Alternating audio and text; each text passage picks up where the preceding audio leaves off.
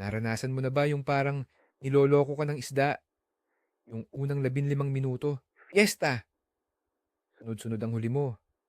Tapos, noong nagdesisyon ka ng umupo sa yellow box mo para maging komportable, biglang wala na.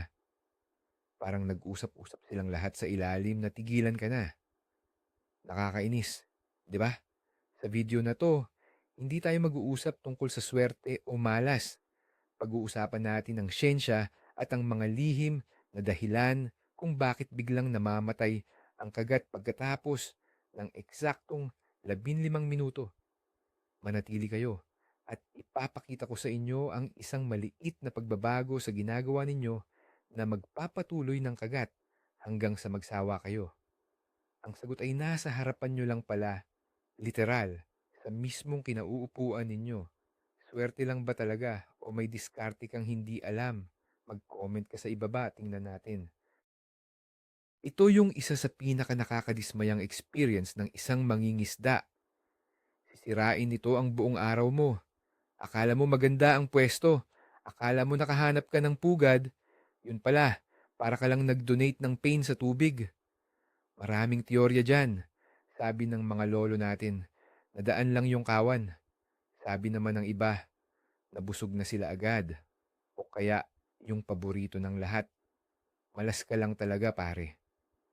Pero ang totoo, paulit-ulit nating ginagawa ang isang simpleng pagkakamali na nakasanayan na natin nang hindi natin alam na yun pala ang mismong pumapatay sa ating pamimingwit. Ito yung pagkakamali na nagaganap kapag nawala na ang ating focus at pumasok na ang pagiging kampante. Simulan natin sa simula, ang iyong pagdating. Isipin mo noong kararating mo pa lang sa pwesto. Dahan-dahan kang naglakad papunta sa tabi ng tubig. Maingat ang bawat hakbang mo. Inilapag mo ang iyong mga gamit ng marahan. Halos hindi ka gumagawa ng ingay. Para kang isang pusang nag-aabang ng daga. Sa mga sandaling iyon, ikaw ay isang predator na hindi nararamdaman ng kanyang biktima. Ang iyong presensya ay minimal. Ang mga isda sa lugar na iyon ay hindi nababahala. Patuloy sila sa kanilang normal na gawain, naghahanap ng pagkain. Ito ang tinatawag na golden window, ang mga unang sandali kung saan ikaw ay isang bisita pa lamang sa kanilang mundo at hindi isang banta. Dito, nagsisimula ang magandang takbo ng huli. Ngayon, ang unang hagis. Maingat mong inihanda ang iyong pain. Walang nagmamadali.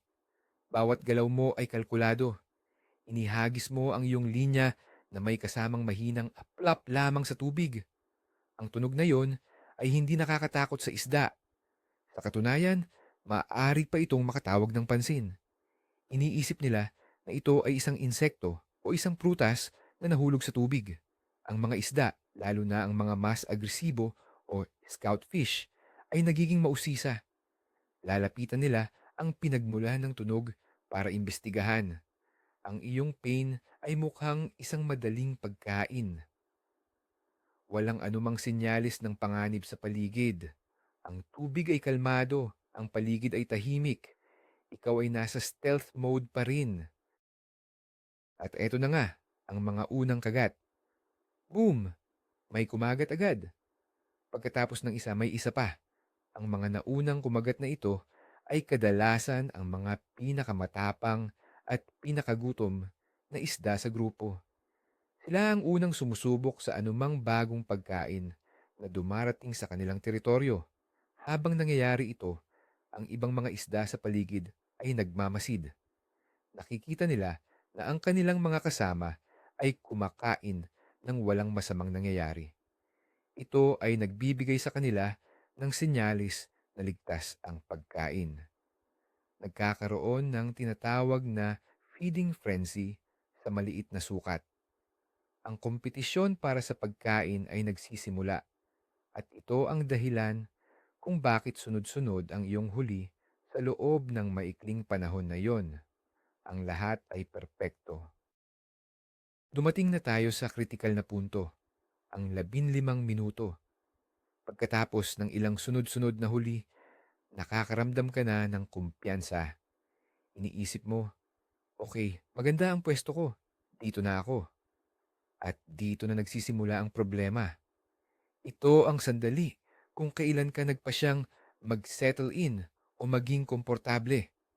Kukunin mo na ang iyong upuan o ang iyong malaking tackle box. Dito nagbabago ang lahat. Mula sa pagiging isang tahimik at pasyenteng mangangaso, magsisimula ka ng maging isang maingay at magulong presensya. Ang pagbabagong ito, gaano man kaliit sa iyong paningin, ay isang malaking lindol sa mundo ng mga isda sa ilalim ng tubig. Unang pagkakamali, ang tunog ng iyong upuan. Ito ang pinakakaraniwan ngunit pinakahindi napapansing pagkakamali. Kinuha mo ang iyong fishing box. Marahil ay kinaladkad mo ito ng bahagya sa lupa at saka ka umupo ng may malakas na blag. Para sa iyo, normal lang yon. Ngunit ang lupa at ang pampang ay isang napakagaling na conductor ng vibration. Ang tunog na yon ay hindi lang hanggang sa hangin. Ito ay naglalakbay sa lupa, papunta sa tubig at lumilikha ng mga pressure wave na nararamdaman ng mga isda. Para sa kanila, ang tunog na yon ay isang pagsabog. Ito ay isang biglaang pagbabago sa kanilang mapayapang kapaligiran. Ito ang unang pulang bandila na nagpapahiwatig ng panganib. Pag-usapan natin ang mga vibrations sa lupa. Isipin mo na nakahiga ka sa iyong kama sa isang tahimik na gabi. Biglang may nagmartilyo sa pader sa kabilang kwarto. Kahit hindi mo nakikita, nararamdaman at naririnig mo ito ng malinaw. Ganoon din ang epekto ng bawat tapak mo, pag-upo, or paglapag ng gamit sa pampang. Ang mga vibrations na ito ay naglalakbay ng mas mabilis at mas malakas sa solidong lupa at tubig kaysa sa hangin. Ang isang simpleng pag-ubo o pagbahing mo ay maaaring hindi marinig ng isda, ngunit ang pagbagsak ng iyong tackle box ay parang isang malakas na kulog sa kanila. Ang mga isda ay sobrang sensitibo sa mga ganitong uri ng disturbance. Paano nararamdaman ng isda ang mga vibrations na ito? Mayroon silang espesyal na sensory organ na tinatawag na lateral line. Ito ay isang linya ng mga maliliit na butas na tumatakbo sa magkabilang gilid ng kanilang katawan, mula sa hasang hanggang sa buntot. Ang lateral line na ito ay kayang-kayang makadetect ng pinakamaliit na pagbabago sa pressure ng tubig at mga vibration. Ito ang ginagamit nila para makaiwas sa mga predator, para makahanap ng pagkain, at para maramdaman ang kanilang paligid. Kaya kapag umupo ka ng malakas sa iyong upuan, ang iyong lateral line ay sumisigaw ng pangganib. May malaking bagay na gumalaw sa lapit. Isang halimbawa sa totoong buhay para mas maintindihan natin. Magmasid ka sa isang maliit na sapa o pond na may maliliit na isda. Manatili kang tahimik at huwag gumalaw. Makikita mo silang lumalangoy ng normal. Ngayon, subukan mong itapak ang iyong paa ng malakas sa lupa kahit na malayo ka sa tubig. Pansinin mo kung paano sila biglang magkakagulo at magtatago. Hindi ka nila nakita, hindi ka nila narinig sa paraan na naririnig natin. Ngunit naramdaman nila ang vibration. Ganoon din eksakto ang nangyayari kapag ikaw ay nag-aayos ng iyong pwesto pagkatapos ng unang 15 minuto. Ikaw ang nagiging dahilan ng kanilang pagkatakot. Ikalawang pagkakamali, ang biglaang anino. Okay, nakaupo ka na. Ngayon, kailangan mong kumuha ng pain sa iyong bag. Tumayo ka. Pagkatapos, umupo ka ulit. Sa bawat pagtayo at pagupo mo, ang iyong anino ay gumagalaw sa ibabaw ng tubig. Para sa iyo, anino lang yan. Ngunit para sa isang isda na ang buong buhay ay nakasalalay sa pag-iwas sa mga predator mula sa itaas tulad ng mga ibon, ang isang malaki at biglaang gumagalaw na anino ay senyales ng kamatayan. Ito ay isang instinctive trigger para sa kanila na magtago o tumakas. Ang iyong anino ay parang anino ng isang agila na handa ng dumagit. Bakit ganoon katindi ang takot nila sa anino? Tandaan natin na ang mga isda, lalo na ang mga tilapia at bangus, ay nasa gitna ng food chain. Sila ay biktima ng mas malalaking isda mula sa ilalim at ng mga ibon mula sa itaas. Ang kanilang survival instinct ay nakaprogram para mag-react sa anumang banta mula sa himpapawid. Ang isang mabilis na pagbabago sa liwanag, tulad ng pagdaan ng isang anino, ay automatikong nangangahulugang predator. Hindi na sila nag-iisip. Ang una nilang reaksyon ay lumangoy papunta sa mas malalim na parte ng tubig o magtago sa ilalim ng mga halaman o bato. Kapag nagawa mo na ito, kahit isang beses lang, na-trigger mo na ang kanilang aletong sistema. Ang anino mo ay kalaban mo. Sa susunod na ikaw ay mangingisda, lalo na sa umaga o hapon, kung kailan mahaba ang mga anino, bigyan mo ito ng pansin. Tingnan mo kung saan bumabagsak ang iyong anino. Kung ito ay tumatama sa lugar kung saan mo inihahagis ang iyong pain, ikaw mismo ang nagtataboy sa isda. Subukang humanap ng pwesto kung saan ang iyong anino ay nasa likuran mo o sa gilid, malayo sa iyong fishing spot. Manatiling nakaupo at iwasan ang biglaang pagtayo. Ang pagiging low profile ay hindi lang para sa mga sundalo. Ito ay isang epektibong diskarte rin sa pangingisda. Gusto mo ng isang simpleng eksperimento? Pumunta ka sa isang aquarium o kahit sa isang kanal na may mga gapi. Dahan-dahan mong ilagay ang iyong kamay sa ibabaw ng tubig nang hindi ito hinahawakan. Ngayon, hayaan mong dumaan ang anino ng iyong kamay sa ibabaw ng mga isda. Panoorin mo ang kanilang biglaang pagpanik. Ganoon sila kasensitibo. Ang ginagawa mo sa pampang, kahit ilang metro ang layo, ay may direktang epekto sa kanilang pag-uugali. Ang aral dito ay kapag nahanap mo na ang tamang pwesto, manatili ka na roon at bawasan ang paggalaw. Ikatlong pagkakamali, ang mga hindi kinakailangang paggalaw. Dahil komportable ka na, nagsisimula ka ng gumawa ng mga bagay-bagay. Nagbubukas at nagsasara ka ng iyong tackle box ng malakas para kumuha ng bagong kawil. Naghahalungkat ka sa iyong bag para hanapin ang iyong cellphone. Baka nag-unat ka pa o naglakad-lakad ng kaunti. Ang bawat isa sa mga galaw na ito ay lumilikha ng ingay at vibration. Naaalala mo pa ba ang tahimik na predator noong unang 15 minuto? Ngayon, para ka ng isang elepante sa isang tindahan ng kristal. Ang mga isda ay may memorya, kahit maikli lang. Natatandaan nila ang tahimik na kapaligiran kanina at napapansin nila ang biglaang pagbabago. Nagbabago ang iyong sound profile.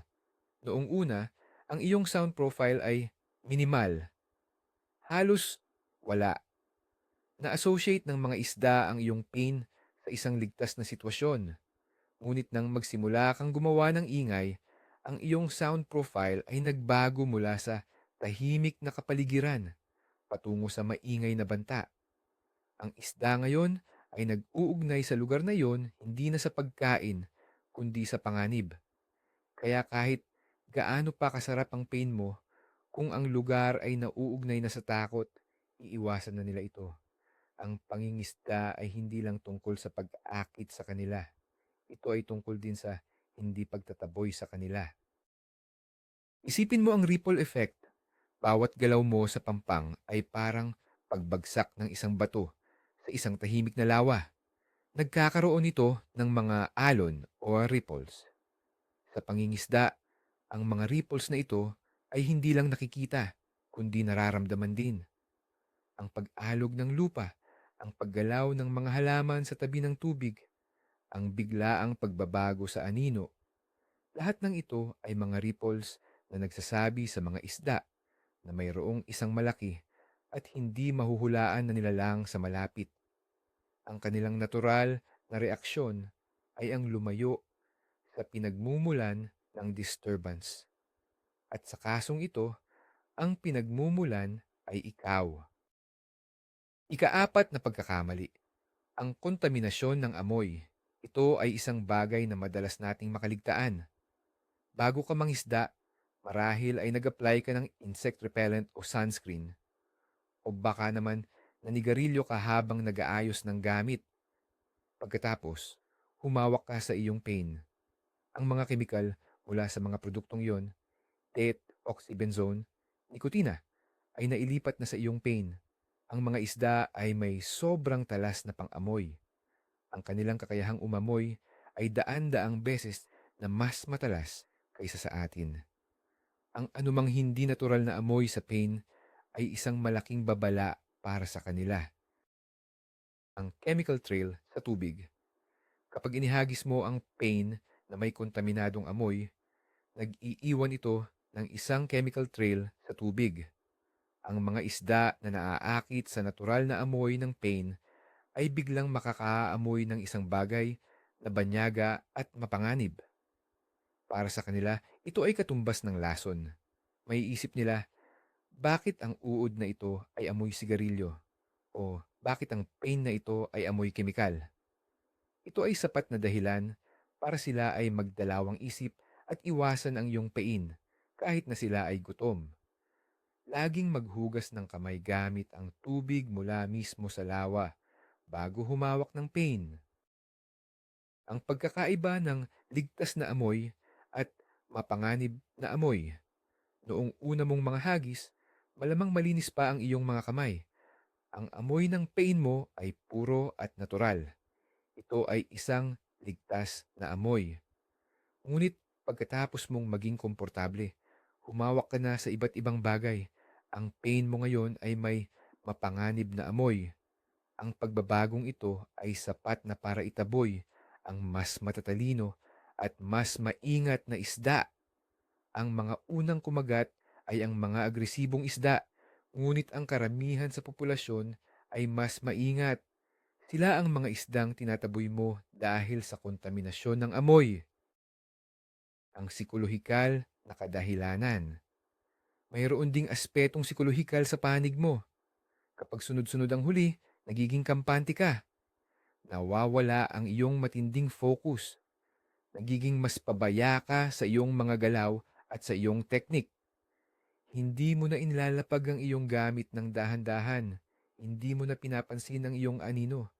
Ang iyong pagiging alerto ay napapalitan ng pagiging relax. Ang pagbabagong ito sa iyong pag-uugali ay direktang nagreresulta sa mga pagkakamaling nabanggit natin kanina. Ang iyong isip ay wala na sa hunting mode, nasa relaxing mode na ito. Ang pinagsamasamang epekto.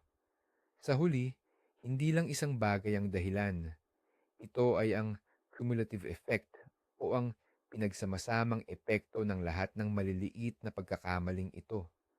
Ang biglaang ingay kasama ng gumagalaw na anino na sinabayan pa ng mga hindi kailangang paggalaw at posibleng kontaminadong pain.